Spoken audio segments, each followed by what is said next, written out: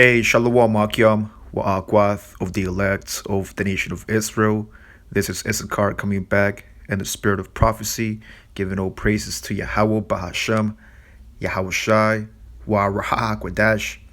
Double honor to the apostles and elders of Great Millstone, which are the men that taught me the 100% truth according to the Holy Scriptures. And there's an article from CNBC entitled Space Force Chief says the U.S., which the U.S. today, according to Bible prophecy, it's known as Sodom and Gomorrah. Okay, modern day Sodom and Gomorrah, modern day Egypt, modern day Assyria, modern day Roman, Greco-Roman empires are back here again. Okay, in the reincarnation. It says it's facing a new era of threats beyond Earth. See, so one of the chiefs of these Edomites, by the name of General B. Chance Saltzman, which he's a chief of space operations. Okay, he said that Babylon is now facing a new era of threats beyond Earth. You see, and this is a prophecy pursuant to Zechariah 5 and 1. And it reads, Then I turned and lifted up mine eyes, right? And that threat that's okay, plaguing or cursing Esau Edom, that's who the world through ignorance calls UFOs, which we know them as the chariots of the Heavenly Father.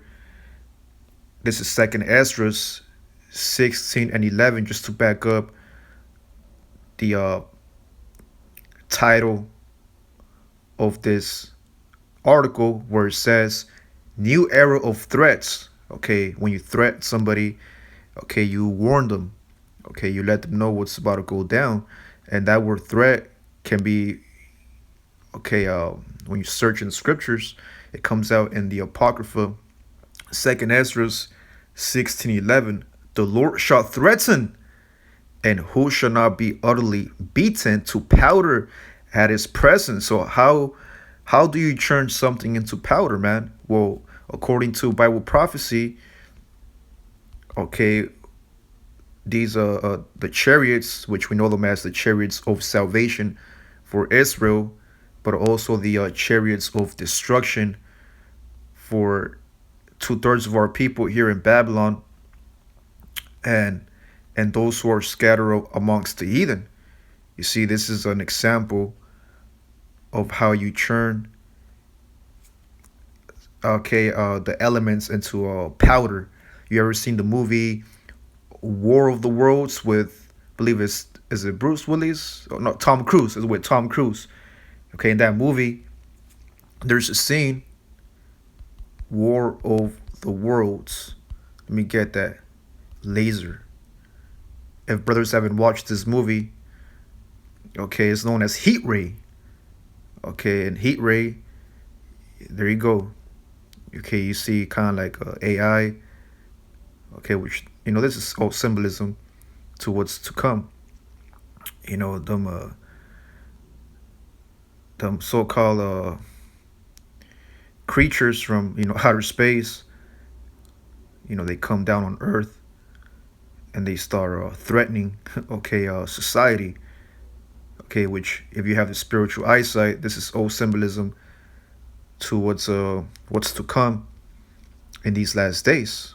So Second Ezra 16:11, the Lord shall threaten, and who shall not be utterly beaten to powder at his presence. You see that? So when the Lord returns, man, he's gonna utterly destroy the house of Esau, pursuant to the book of Obadiah, the first chapter. So this is Zechariah 5 and 1. Then I turned and lifted up mine eyes and looked, and behold, a flying roll. You see, and that flying roll is symbolism to who the world calls unidentified flying objects. And we understand that the Heavenly Father has very He's very diverse in his creation. You might encounter different types of trees, plants, colors. The Lord's very diverse, and even amongst his chariots, his weapons of mass destruction, they come in different shapes. Okay, they might come in the shape of a cube, an oval, okay, a rectangle, a prism, a rectangular prism.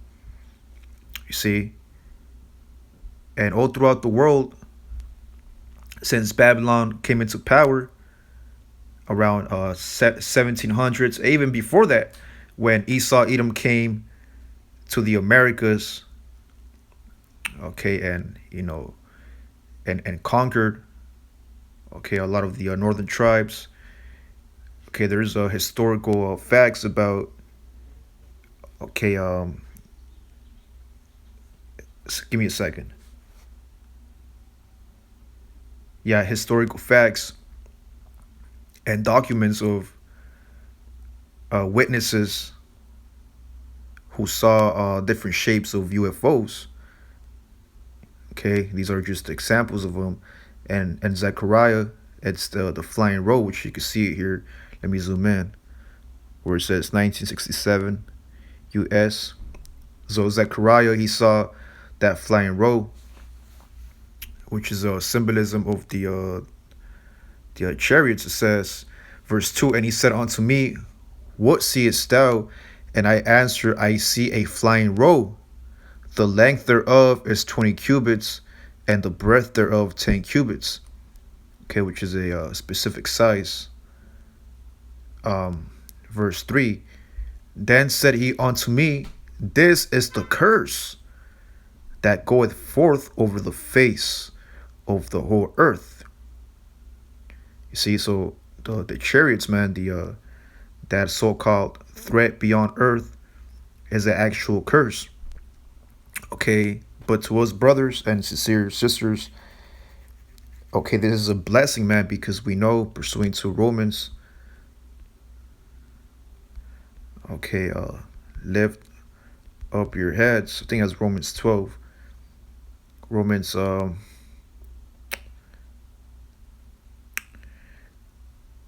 lift up your heads, for your redemption draweth nigh.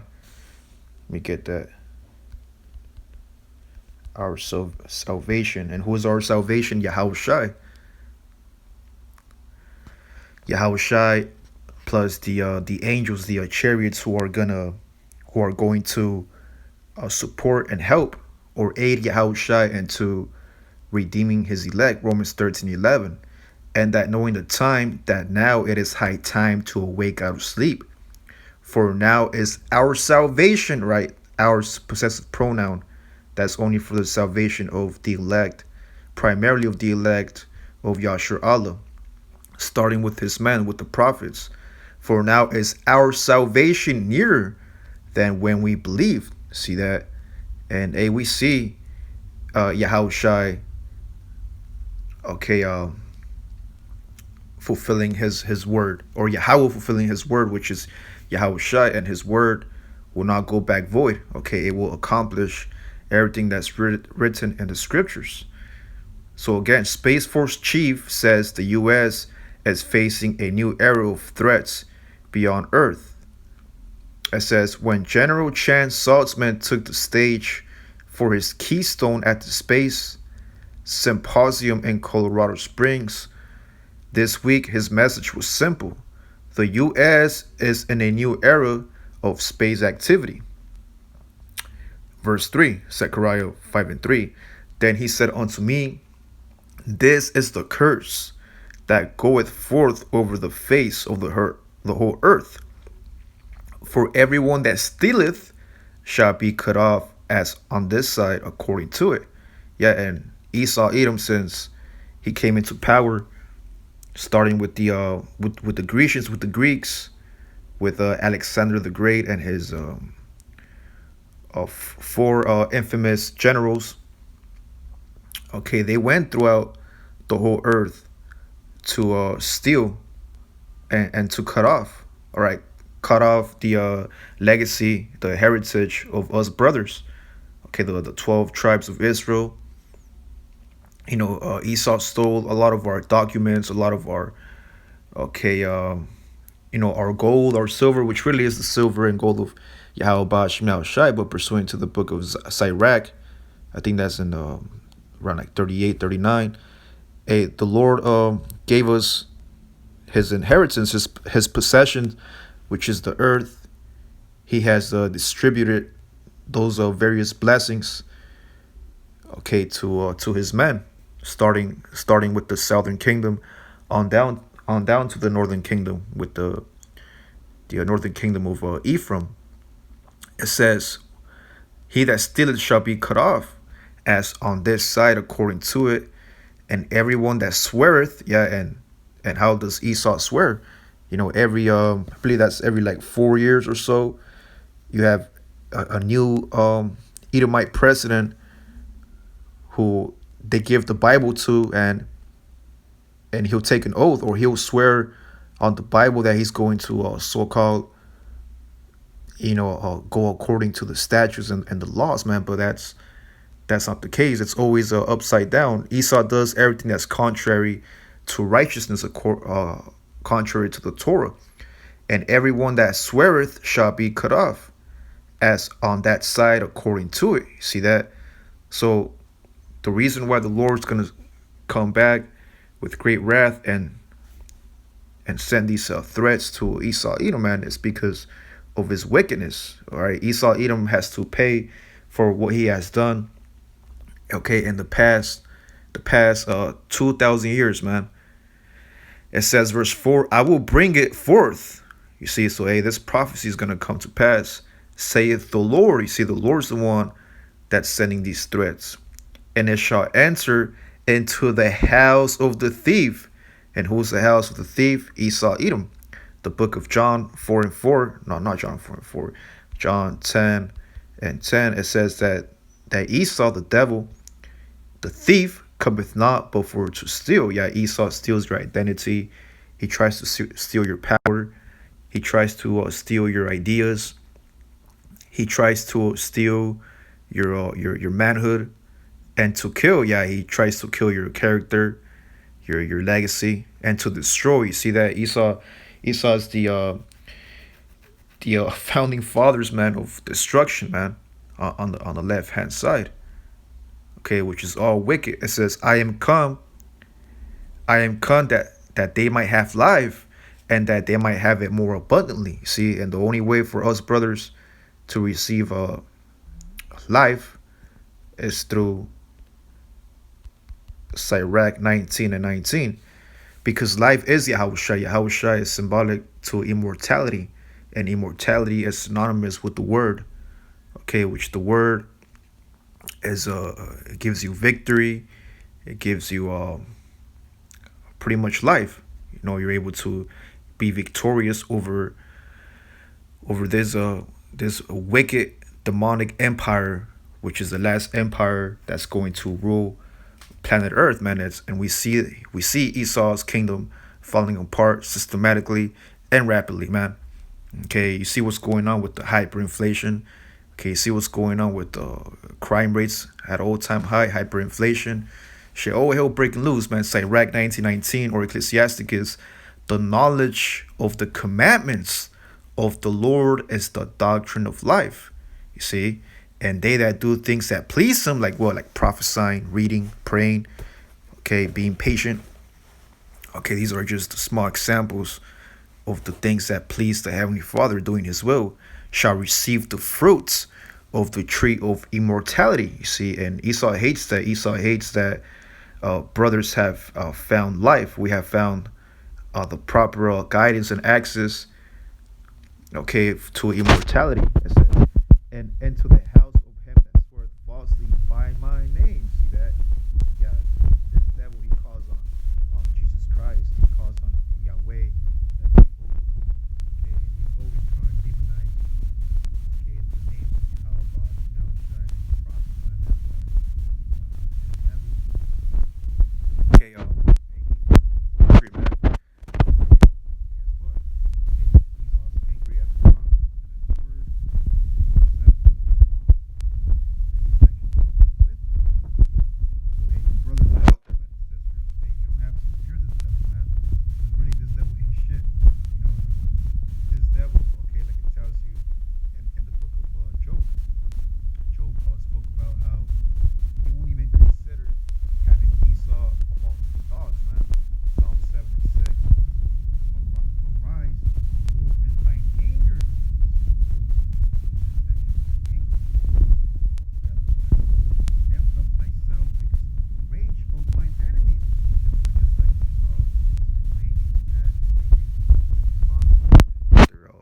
prophesying about. Well, the Lord said he's angry at those who have raged against, the prophets, and awake for me to the judgment that thou hast commanded. You see that? So the Lord is about to come and judge this devil. Give me a second.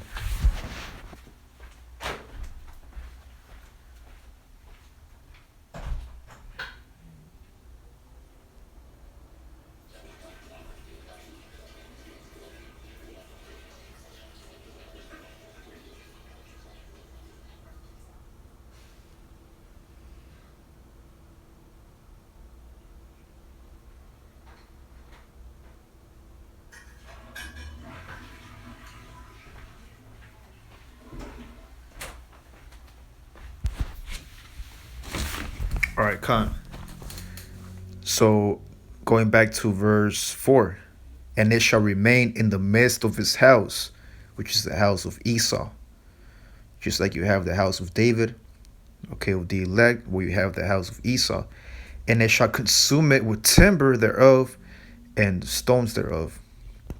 So there's a prophecy that's going to come to pass very, very soon. This is Jude 1 and 14. And Enoch, also the seventh from Adam, which is our great, great, great, 3,000, about 3,500 years ago, give or take, our forefather Enoch, he prophesied of these, saying, behold, the Lord cometh with 10,000 of his saints. You see that? And one of those examples of the saints, that's the angels, man, the chariots. The threats that are beyond earth that's going to bring down this devil here. To execute judgment upon all, and to convince all that are ungodly, right? Esau, Edom, he's the ungodly, among them of all their ungodly deeds, right? Their actions, man. And what are examples of Esau's actions? His GMO foods, his artificial intelligence, his rainbow agenda, his witchcraft, his sorcery, his sin, pretty much, right? Which they have ungodly committed, and all of their hard speeches. You see, Yahushua said, every idle word will be accounted in the day of judgment. So everything that Esau has spoken against the Heavenly Father, everything's being recorded. Everything's being recorded and reported back to the Heavenly Father, man. Which ungodly sinners have spoken against him, you see. And that's why the Lord's about to come down here, man, and handle business, man. You see, it says, the threats that we face to our on-orbit capabilities from our strategic competitors have grown substantially, Saltzman, the U.S. Space Force second ever chief of space operations, said in the CNBC interview after the speech. The congestion we're seeing in space with tracked objects and the number of satellites, payloads, and just the launches themselves have grown at an exponential rate. Damn, man, why Esau got to be using these fucking so-called high-level words, man? Just keep it straight to the point. But hey, that's part of his witchcraft, man. Esau trying to use high-level vocabulary and shit like that. It says, I want to make sure that we are thinking about our process and procedures differently. He said in an interview for CNBC's Manifest Space podcast, his first broadcast interview since becoming the service's highest-ranking military official in last November. And you got to ask yourself, man, who gave these devils the power to have a space force and technology? Well, the Heavenly Father, man. So the Heavenly Father, how are you gonna fight a power? A higher power that cannot be uh, created or destroyed. Just like Albert Einstein, um, we believe he's an Edomite, but he said energy cannot be created or destroyed. It can only be, I believe, transferred. Okay, so how are you gonna try to go against a power that has no beginning and no end? See that? How are you gonna destroy a power that gave you the power? Okay, to be an example of how not to be, man. See, because hey, these devils they stand, um, they don't stand a chance, man, against Yahweh Shemel Shai. Hey, Yahweh Shai said, hey, look, I could just, matter of fact, um, let me get a precept. Angel, Roman Empire. Yahweh Shai said that he could, if he wanted to, if a brother want to post that on the comment board, something along the lines of, if I wanted to, I could send one angel or a few legions of angels on the right side to bring down the downfall of the Roman Empire, something along those lines. So I'm gonna close it down with, and yeah, man. So hey, how about Shemal Shai when he returns, man, with the angels, the chariots? Hey, it's gonna be a easy work for the Heavenly Father. Okay, and you know how Jake is in the world. Like for example, you might watch boxing. Jake like to play around at first, boom, have a little fun. And then just take it serious, and that's what the Lord's gonna do, man. When He comes back, hey, He's gonna have some fun with Esau, and He's gonna bring him down. Okay, in seriousness, Revelation 12:7, and there was war in heaven. That's in the midst of World War III. And how is there war in heaven? Hey, with the Space Force, man. Michael and his angels, right? Michael being the second in command, okay, next to Yahweh Shai or under Yahweh Shai. So Michael and his angels, which are the chariots, fought against the dragon. Again, the word dragon goes back to the word Draco, which goes back to the Edomites during the Grecian Empire. The Greeks, okay, that's where the whole beast system, the the beast of Revelation, with the whole, the 10 heads and the various horns. Okay, the many heads and many horns. Okay, and the dragon fought and his angels. You see, so you're gonna have Esau, Draco, the dragon, with his angels, with his messengers on the left hand side, versus Michael and his angels on the left hand side. And prevailed not, neither was their place found anymore in heaven. See, so hey, that's gonna be easy work. And when them chariots come, man, hey, they come in different shapes. Okay. And like Enoch said,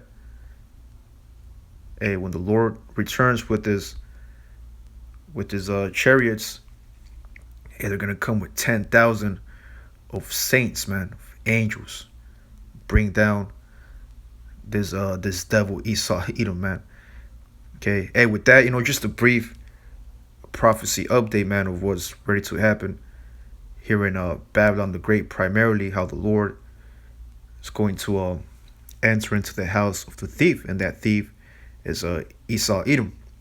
And there's many other prophecies and scriptures of our forefathers that spoke about the chariots, the so-called UFOs, coming down from the heavens to destroy Esau's kingdom. Okay, and brothers, make sure if you do end up watching the whole lesson, you post scriptures on the comment board that coincide or that apply to this lesson. With that, I pray it's edifying. I want to say shalom.